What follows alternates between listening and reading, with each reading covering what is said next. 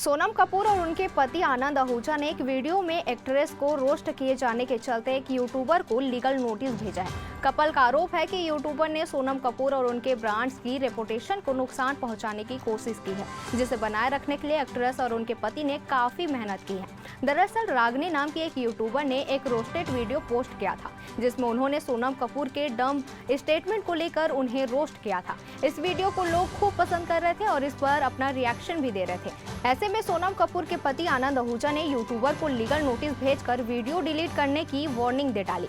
वहीं legal notice मिलने के बाद यूट्यूबर ने आनंद आहूजा को फिर से रोस्ट कर दिया और कहा कि ये वे लीगल नोटिस में भी दिखावा कर रहे हैं। हालांकि बाद में यूट्यूबर ने वह वीडियो डिलीट भी कर दी, लेकिन अब लोग सोशल मीडिया पर सोनम कपूर और आनंद आहूजा को ट्रोल कर रहे हैं। सोशल मीडिया पर एक यूजर ने लिखा, प्लीज इस वीडियो को डिलीट मत करना, आपने जो भी कहा है वह गलत नहीं है। अपना हक छुपाने के लिए कानूनी कार्यवाही करना बेवकूफ़ी है।